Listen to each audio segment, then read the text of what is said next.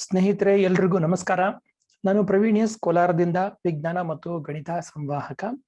ಇವತ್ತು ನಾವು ನಿಮಗಾಗಿ ಒಂದಷ್ಟು ವಿಜ್ಞಾನ ಪ್ರಶ್ನೆಗಳು, ಈಗಾಗಲೇ ಹಲವಾರು ಪರೀಕ್ಷೆಗಳಲ್ಲಿ ಬಂದಂತಹ ವಿಜ್ಞಾನ ಪ್ರಶ್ನೆಗಳನ್ನ ತಗೊಂಡು ಅದಕ್ಕೆ ಉತ್ತರ ಮತ್ತು ವಿಶ್ಲೇಷಣೆಯನ್ನ ಕೊಡೋ ಪ್ರಯತ್ನ ಮಾಡಿದ್ದೀವಿ.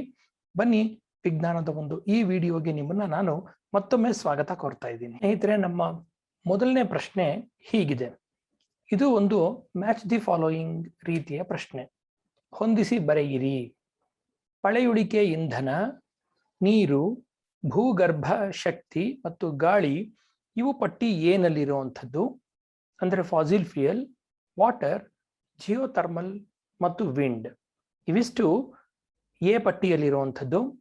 ಬಿ ಪಟ್ಟಿಯಲ್ಲಿರುವಂಥದ್ದು ಹೈಡ್ರೋ ಎಲೆಕ್ಟ್ರಿಕ್ ಪವರ್ ಅಥವಾ ಜಲವಿದ್ಯುತ್, ಕೋಲ್, ಪೆಟ್ರೋಲಿಯಂ, ನ್ಯಾಚುರಲ್ ಗ್ಯಾಸ್, ಕಲ್ಲಿದ್ದಲು, ಪೆಟ್ರೋಲಿಯಂ, ನೈಸರ್ಗಿಕ ಅನಿಲ, ವಿಂಡ್ ಎನರ್ಜಿ, ಪವನ ಶಕ್ತಿ, ಎನರ್ಜಿ ಫ್ರಮ್ ಅರ್ತ್ ಹೀಟ್, ಭೂ ಅಂತರಾಳ ಕ್ರಿಯೆ ಶಾಖದಿಂದ ಹುಟ್ಟುವ ಶಕ್ತಿ.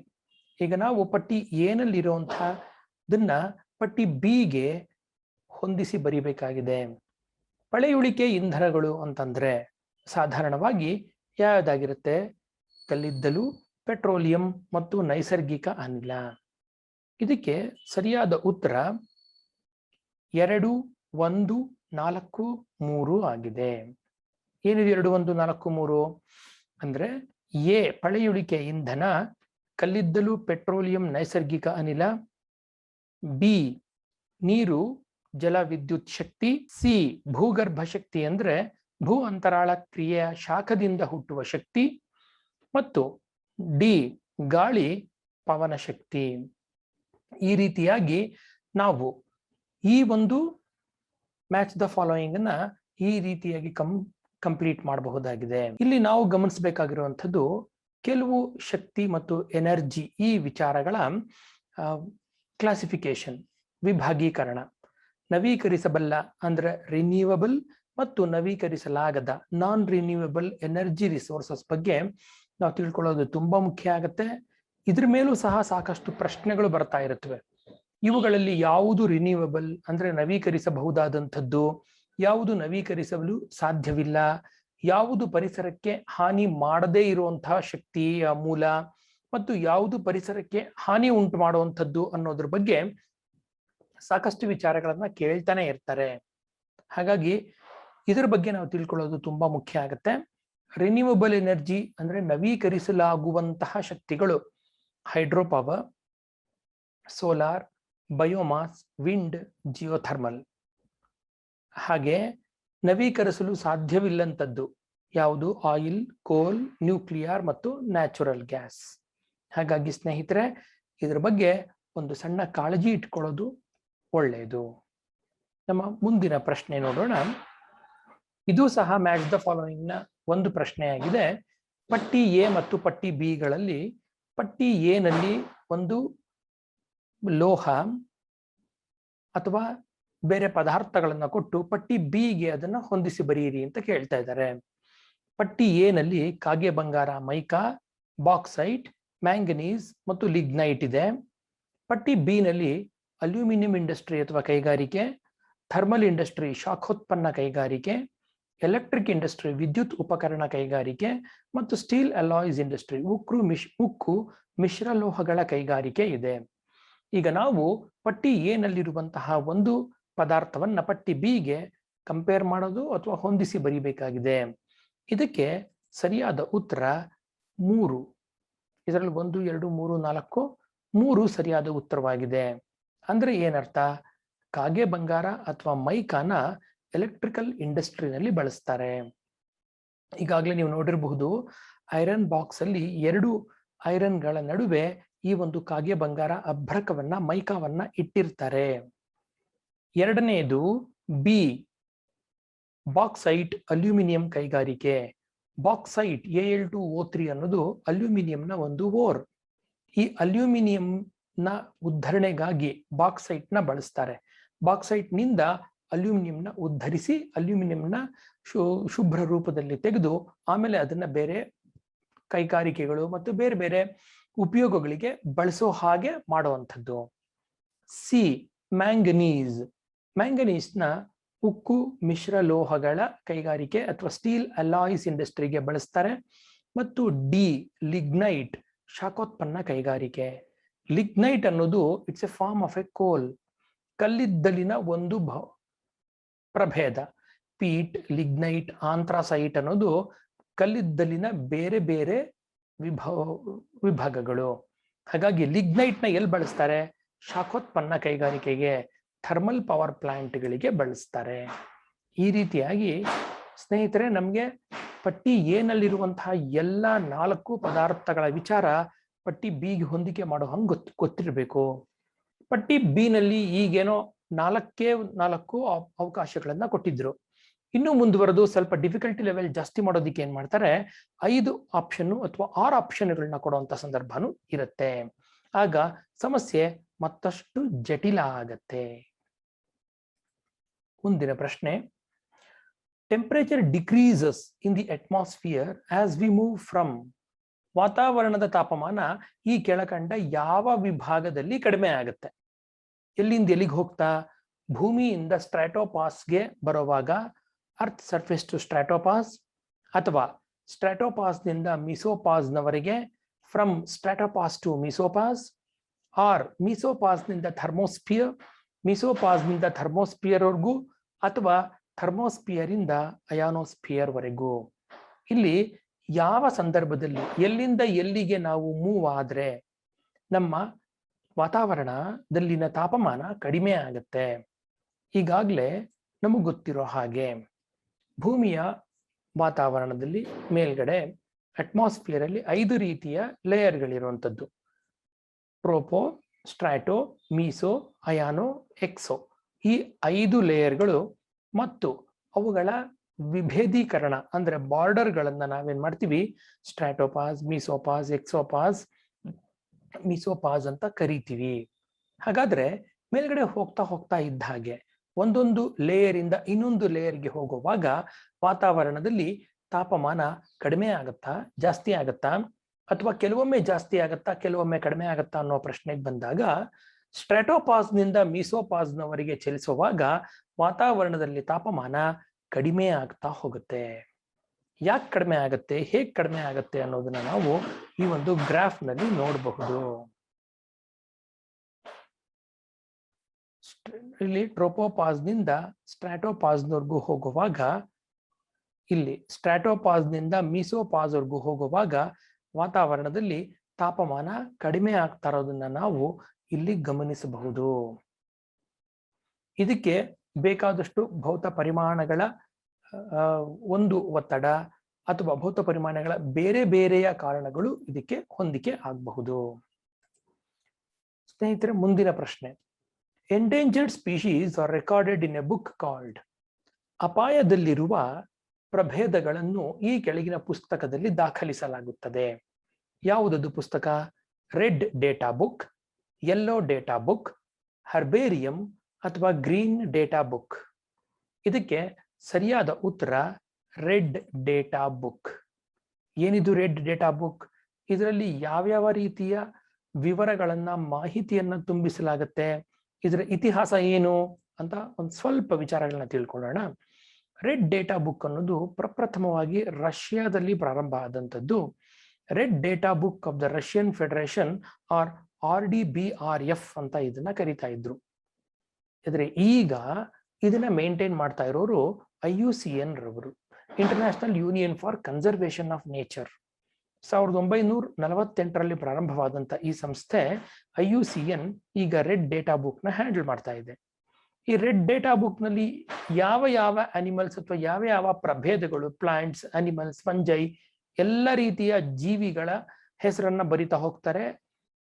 ಹಾಗೆ ಬರೆಯುವಾಗ ಇಲ್ಲಿ ಕ್ಲಾಸಿಫಿಕೇಶನ್ ಹೇಗ್ ಮಾಡ್ತಾರೆ?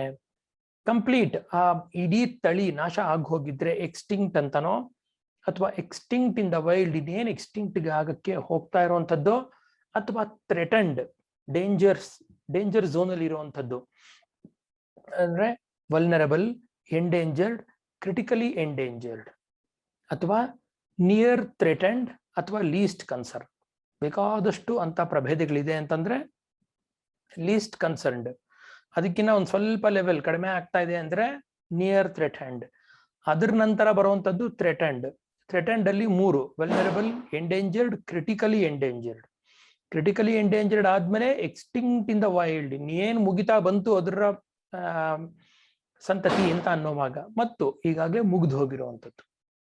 ಅಂದ್ರೆ ಈಗಾಗಲೇ ಮುಗ್ದು ಹೋಗಿರುವಂತಹ ಎಕ್ಸ್ಟಿಂಕ್ಟ್ ಅನ್ನೋದಕ್ಕೆ ಒಂದು ಉದಾಹರಣೆ ಅಂದ್ರೆ ಡೈನೋಸಾರ್.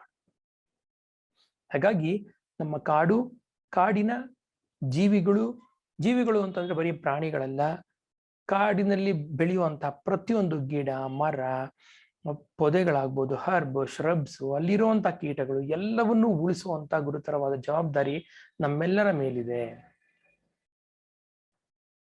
ಮುಂದಿನ ಪ್ರಶ್ನೆ, the main pollutant from rice field is. ಭತ್ತದ ಗದ್ದೆಯ ಮೂಲದಿಂದ ಆಗುವ ಮುಖ್ಯ ಮಲಿನಕಾರಕ. ಮಾಲಿನ್ಯ ಕೇವಲ ವಾಹನಗಳಿಂದಾನೇ ಬರುವಂತದ್ದು ಅಥವಾ ದೊಡ್ಡ ದೊಡ್ಡ ಫ್ಯಾಕ್ಟರಿಗಳಿಂದಾನೇ ಬರುತ್ತೆ ಅನ್ನೋದಲ್ಲ. ಮಾಲಿನ್ಯ ಭತ್ತದ ಗದ್ದೆಗಳಿಂದನೂ ಆಗತ್ತೆ. ಭತ್ತದ ಗದ್ದೆಗಳಿಂದ ಆಗುವಂತ ಮಾಲಿನ್ಯ, ಅದಕ್ಕೆ ಕಾರಣವಾದ ಮಾಲಿನ್ಯಕಾರಕ ಮೀಥೇನ್ ಗ್ಯಾಸ್, CH4. ಯಾಕೆ ಈ ಮೀಥೇನ್ ಗ್ಯಾಸ್ ಅಲ್ಲಿ ಉತ್ಪತ್ತಿ ಆಗುತ್ತೆ, ಇದರಿಂದ ಏನ್ ತೊಂದರೆ ಆಗುತ್ತೆ ಅಂತಂದ್ರೆ, ಭತ್ತದ ಗದ್ದೆಗಳಲ್ಲಿ ಸದಾ ನೀರಿರೋದ್ರಿಂದ ಭೂಮಿ ಅಥವಾ ಮಣ್ಣಿನಲ್ಲಿ ವಾಸಿಸುವಂತ ಅನೇಕ ಜೀವಿಗಳಿಗೆ ಆಕ್ಸಿಜನ್ ಸಿಗಲ್ಲ. ಹಾಗಾಗಿ ಅವೇನ್ ಮಾಡಬೇಕು, ಅನೇರೋಬಿಕ್ ರೆಸ್ಪಿರೇಷನ್ ಮಾಡಬೇಕು. ಆಮ್ಲಜನಕರಹಿತ ಉಸಿರಾಟ ಅಥವಾ ಆಮ್ಲಜನಕರಹಿತ ಹುದುಗುವಿಕೆ, ಅನೇರೋಬಿಕ್ ಫರ್ಮೆಂಟೇಷನ್.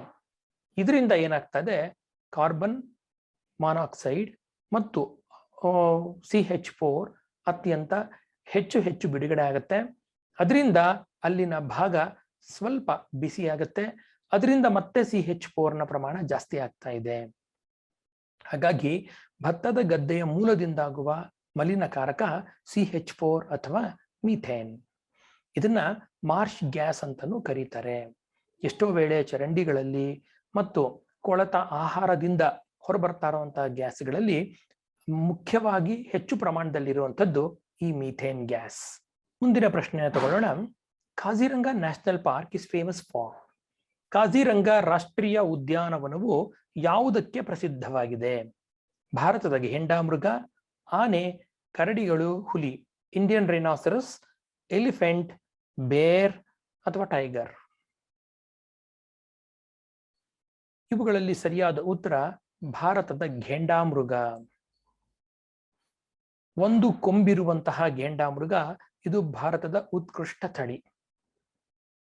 90% ಭಾರತದಲ್ಲಿರುವಂತಹ 90% ಒಂದು ಕೊಂಬಿನ ಘೇಂಡಾಮೃಗಗಳೆಲ್ಲವೂ ಈ ಕಾಜಿರಂಗ ರಾಷ್ಟ್ರೀಯ ಉದ್ಯಾನವನದಲ್ಲೇ ಇದೆ. ಈ ಕಾಜಿರಂಗ ರಾಷ್ಟ್ರೀಯ ಉದ್ಯಾನವನ ಇರೋದು ಅಸ್ಸಾಂನಲ್ಲಿ. ರೈನಾಸರಸ್ ಯೂನಿಕಾರ್ನಿಸ್ ಅಂತ ಈ ಒಂದು ಕೊಂಬಿರುವಂತಹ ಘೇಂಡಾಮೃಗಗಳಿಗೆ ಇರುವಂತಹ ವೈಜ್ಞಾನಿಕ ಹೆಸರು. ಇದು ಯೂನಿಕಾರ್ನ್ ಅಂದ್ರೆ ಒಂದೇ ಒಂದು ಕೊಂಬಿರುವಂತಹ ರೈನಾಸರಸ್. ಮುಂದಿನ ಪ್ರಶ್ನೆ, acid rain is mainly because of.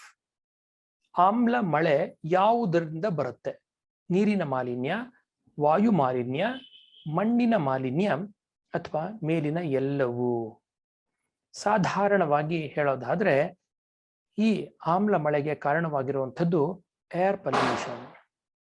ಯಾಕೆ ಏರ್ ಪೊಲ್ಯೂಷನ್ ಆಮ್ಲ ಮಳೆಗೆ ಕಾರಣವಾಗುತ್ತೆ? ಆಮ್ಲ ಮಳೆ ಅಂದ್ರೆ ಏನು ಅಂತಂದ್ರೆ, ವಾಯುಮಂಡಲದಲ್ಲಿ ವಿಶೇಷವಾಗಿ ಉತ್ಪತ್ತಿಯಾಗುವಂತಹ ನೈಟ್ರೋಜನ್ ಅನಿಲಗಳು, ನೈಟ್ರೋಜನ್ ಡೈಆಕ್ಸೈಡ್ ಆಗ್ಬೋದು, ನೈಟ್ರಿಕ್ ಆಕ್ಸೈಡ್ ಆಗ್ಬೋದು, ಮತ್ತು ಸಲ್ಫರ್ ಡೈಆಕ್ಸೈಡ್, ಈ ಅನಿಲಗಳು ಹೆಚ್ಚು ವಾತಾವರಣದಲ್ಲಿ ಸೇರ್ತಾ ಇದೆ. ಈ ಅನಿಲಗಳು ಏನ್ ಮಾಡುತ್ತವೆ? ಮಳೆ ಬರುವಾಗ ಈ ಅನಿಲಗಳು ಆ ಮಳೆಯ ನೀರಿನ ಹನಿಗಳಲ್ಲಿ ಕರಗಿ ಹೋಗುತ್ತೆ. ಅಲ್ಲಿ ಅದೇನಾಯ್ತು, ಸಲ್ಫ್ಯೂರಿಕ್ ಆಸಿಡ್ ಅಥವಾ ನೈಟ್ರಿಕ್ ಆಸಿಡ್ ಆಗಿ ಪರಿವರ್ತನೆಗೊಳ್ಳುತ್ತೆ. ಈ ಸಲ್ಫ್ಯೂರಿಕ್ ಆಸಿಡ್ ಮತ್ತು ನೈಟ್ರಿಕ್ ಆಸಿಡ್ಗಳು ಮಳೆ ರೂಪದಲ್ಲಿ ಭೂಮಿಗೆ ಬಂದಾಗ, ಅದರಲ್ಲೂ ವಿಶೇಷವಾಗಿ ತಾಜ್ ಮಹಲ್ ಅಂತ ಬಿಳಿ ಕಲ್ಲಿನ ಮೇಲೆ ಬಿದ್ದಾಗ ಸಾಧಾರಣವಾಗಿ ಅಲ್ಲೇನಾಗುತ್ತೆ, ಅಸಿಡಿಟಿ ಜಾಸ್ತಿಯಾಗಿ ಬೀಳೋದ್ರಿಂದ ಅಲ್ಲಿ ಬಣ್ಣ ಬದಲಾಗುವಂತ ಸಂದರ್ಭಗಳು ಇರುತ್ತವೆ. ಅದಷ್ಟೇ ಅಲ್ಲ, ಅಸಿಡಿಟಿ ಇಂದ ಸಾಕಷ್ಟು ಬೇರೆ ಬೇರೆ ತರಹದ ರೋಗಗಳು ಉಲ್ಬಣಿಸುವಂತ ಸಂದರ್ಭಗಳಿವೆ. ಇದನ್ನ ಆಸಿಡ್ ರೈನ್ ಅಂತ ಕರಿತೀವಿ. ಮುಂದಿನ ಪ್ರಶ್ನೆ, Bhopal gas tragedy occurred due to the release of. Bhopal ಅನಿಲ ದುರಂತಕ್ಕೆ ಕಾರಣವಾದ ಅನಿಲ ಯಾವುದು? ಮೀಥೇನ್, ಮೀಥೈಲ್ ಐಸೋಸಯನೇಟ್, ಗಂಧಕದ ಡೈಆಕ್ಸೈಡ್ ಅಥವಾ ಸಲ್ಫರ್ ಡೈಆಕ್ಸೈಡ್, ಎಲ್ಲವೂ. ಇದಕ್ಕೆ ಸರಿಯಾದ ಉತ್ತರ ಅಂದ್ರೆ ಮೀಥೈಲ್ ಐಸೋಸಯನೇಟ್.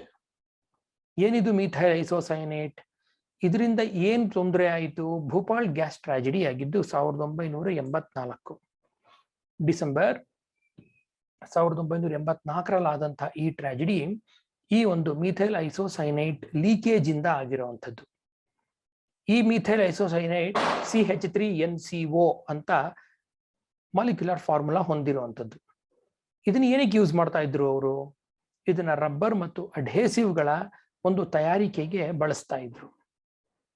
ಸುಮಾರು 2000ದಿಂದ 3000 ಜನ ಈ ಒಂದು ಮೀಥೈಲ್ ಐಸೋಸೈನೇಟ್ ಲೀಕೇಜ್ ನಿಂದ ಸಾವನ್ನಪ್ತಾರೆ ಮತ್ತು ಸಾಕಷ್ಟು ಜನ ಈಗಲೂ ಸಹ ಆ ಪ್ರಾಂತ್ಯದ ಸುತ್ತಮುತ್ತ ಇರೋ ಜನ ಬೇರೆ ಬೇರೆ ರೀತಿಯ ರೋಗಗಳಿಗೆ ತುತ್ತಾಗಿರೋದನ್ನ ನಾವು ಈಗಲೂ ಕಾಣ್ತಾ ಇದ್ದೀವಿ. ಮುಂದಿನ ಪ್ರಶ್ನೆ, ಬಯೋಸ್ಫಿಯರ್ ಇನ್ಕ್ಲೂಡ್ಸ್. ಈ ಕೆಳಗಿನವುಗಳಲ್ಲಿ ಯಾವುದು ಜೈವಿಕ ಗೋಳದ ಭಾಗವಾಗಿದೆ? ನಮ್ಮ ವಾತಾವರಣ ಅಟ್ಮಾಸ್ಫಿಯರ್, ಶಿಲಾಗೋಳ ಲಿಥೋಸ್ಫಿಯರ್, ಜಲಾಗೋಳ ಅಥವಾ ಹೈಡ್ರೋಸ್ಫಿಯರ್, ಅಥವಾ ಎಲ್ಲವೂ. ಬಯೋಸ್ಫಿಯರ್ ಅಂತಂದ್ರೆ ಜೀವ ಇರುವಂಥದ್ದು. ಈ ಜೀವವನ್ನ ನಾವು ಎಲ್ಲ ರೀತಿಯಲ್ಲೂ ಎಲ್ಲಾ ಭಾಗದಲ್ಲೂ ಕಾಣಬಹುದು. ಅಟ್ಮಾಸ್ಫಿಯರ್ ವಾತಾವರಣದಲ್ಲಿದೆ, ಶಿಲಾಗೋಳದಲ್ಲಿದೆ, ಜಲಾಗೋಳದಲ್ಲಿದೆ, ಎಲ್ಲದರಲ್ಲೂ ಇರೋದ್ರಿಂದ biosphere do include atmosphere, lithosphere and hydrosphere ಅನ್ನೋ ಒಂದು ಕನ್ಕ್ಲೂಷನ್ಗೆ ನಾವು ಬರಬಹುದು.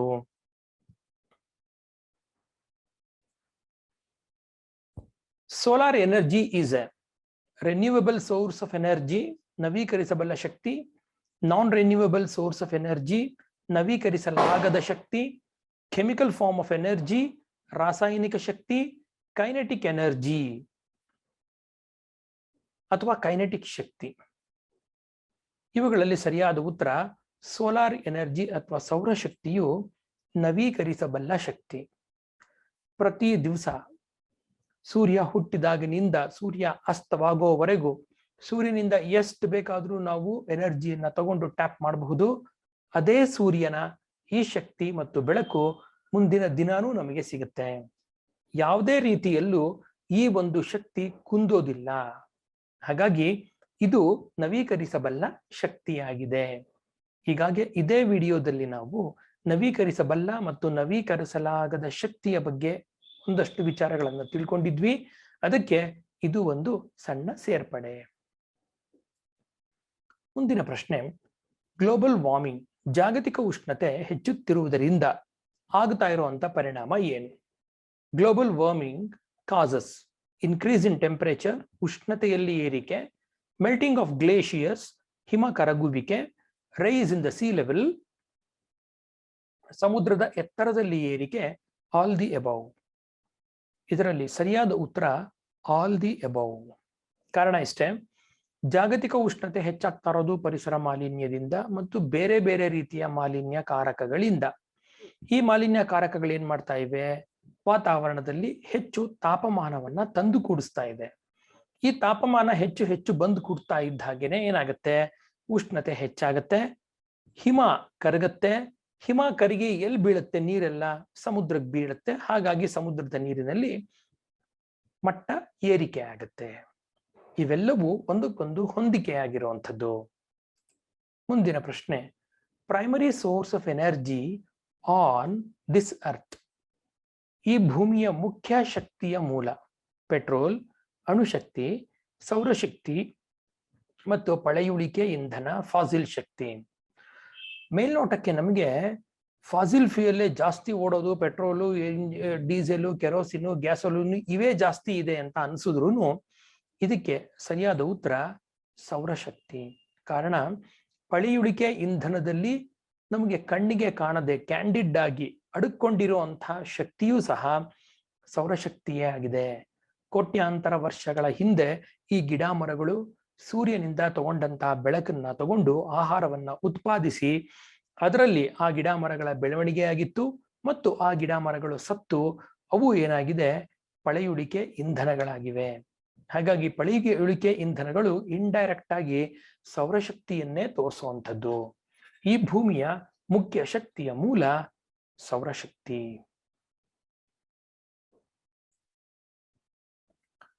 ನಮ್ಮ ಮುಂದಿನ ಪ್ರಶ್ನೆ, foot and mouth disease in cattle and buffaloes is caused by. ದನ ಮತ್ತು ಎಮ್ಮೆಗಳಲ್ಲಿ ಕಂಡುಬರುವ ಕಾಲು ಬಾಯಿ ಜ್ವರ ರೋಗಕ್ಕೆ ಕಾರಣವಾಗಿರೋದು ಯಾವುದು? ಬ್ಯಾಕ್ಟೀರಿಯಾ ಅಣುಜೀವಿ, ವೈರಸ್ ಸೂಕ್ಷ್ಮಾಣುಜೀವಿ, ಪ್ರೋಟೋಜೋವಾ ಪರೋಪಜೀವಿ, ಅಥವಾ ಮೌಲ್ಡ್ ಅಥವಾ ಬೂಸ್ಟ್. ಇದಕ್ಕೆ ಸರಿಯಾದ ಉತ್ತರ ಒಂದು ವೈರಸ್ ಅಥವಾ ಸೂಕ್ಷ್ಮಾಣುಜೀವಿ. ಮುಂದಿನ ಪ್ರಶ್ನೆ, the cattle and buffaloes are breed by using semen is called. ದನ ಮತ್ತು ಎಮ್ಮೆಗಳಲ್ಲಿ ಘನೀಕೃತ ವೀರ್ಯ ಬಳಸಿ ಸಂತಾನೋತ್ಪತ್ತಿಗಾಗಿ ಎಮ್ಮೆ ಮತ್ತು ಹಸು ಗರ್ಭ ಧರಿಸಲು ಜಾರಿಯಲ್ಲಿರುವ ವಿಧಾನ. ಕೃತಕ ಗರ್ಭಧಾರಣಾ ಕಾರ್ಯಕ್ರಮ, ಕಸಿ ಮಾಡುವಿಕೆ, ಲಸಿಕೆ ಹಾಕುವುದು ಅಥವಾ ಪಾಶ್ಚರೈಸೇಷನ್. ಇದಕ್ಕೆ ಸರಿಯಾದ ಉತ್ತರ ಆರ್ಟಿಫಿಷಿಯಲ್ ಇನ್ಸಿಮೈನೇಷನ್ ಅಥವಾ ಕೃತಕ ಗರ್ಭಧಾರಣಾ ಕಾರ್ಯಕ್ರಮ.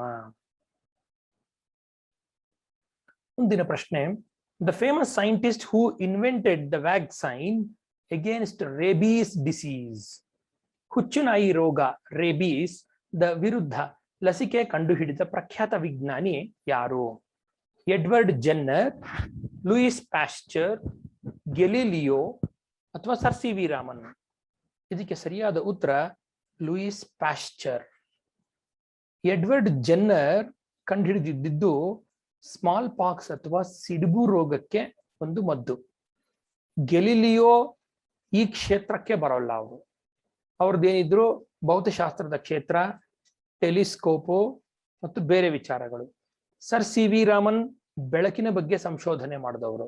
ಹಾಗಾಗಿ ಎಡ್ವರ್ಡ್ ಜೆನ್ನರ್ ಸಿಡುಬುಗೆ ಲಸಿಕೆ ಕಂಡುಹಿಡಿದವರಾದ್ರೆ, ಲೂಯಿಸ್ ಪ್ಯಾಸ್ಚರ್ ಹುಚ್ಚುನಾಯಿ ರೋಗ ಅಥವಾ ರೇಬೀಸ್ಗೆ ಮದ್ದು ಕಂಡುಹಿಡಿದಂಥವರು. ಮುಂದಿನ ಪ್ರಶ್ನೆ, the father of white revolution in India. ಭಾರತದ ಕ್ಷೀರ ಕ್ರಾಂತಿಯ ಜನಕ ಯಾರು? Doctor Verghese Kurien, Norman Borlaug, Amartya Sen, Jagadish Chandra Bose.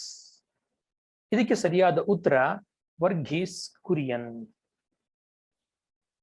ಇವ್ರನ್ನ ಕ್ಷೀರ ಕ್ರಾಂತಿ ಅಥವಾ ಕ್ಷೀರ ಪಥದ ಒಬ್ಬ ಮೇಧಾವಿ ಅಂತಾನೆ ಕರೀತಾರೆ.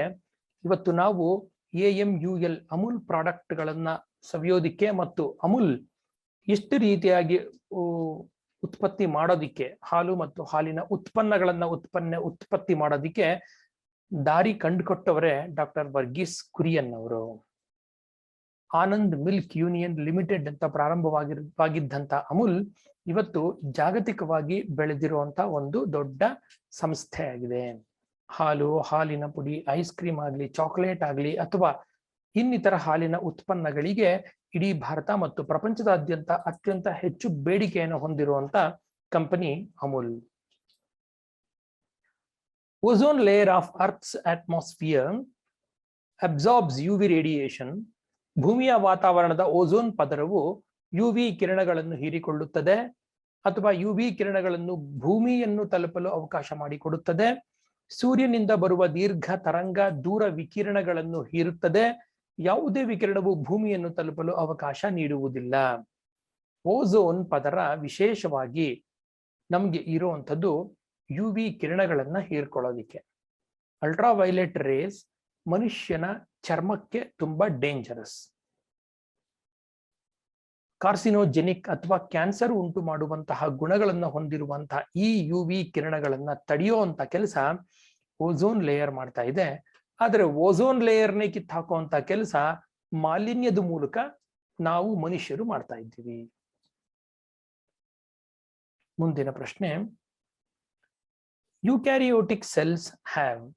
ಯುಕ್ಯಾರಿಯೋಟಿಕ್ ಕೋಶ ಎಂದರೇನು? ನ್ಯೂಕ್ಲಿಯಸ್ ಇಲ್ಲದಿರುವುದು, ಪ್ರಿಮಿಟಿವ್ ನ್ಯೂಕ್ಲಿಯಸ್, ಟ್ರೂ ನ್ಯೂಕ್ಲಿಯಸ್ ಇರುವುದು, ಪ್ರಿಮಿಟಿವ್ ಮತ್ತು ಟ್ರೂ ನ್ಯೂಕ್ಲಿಯಸ್ ಎರಡೂ ಇರುವ ಕೋಶ.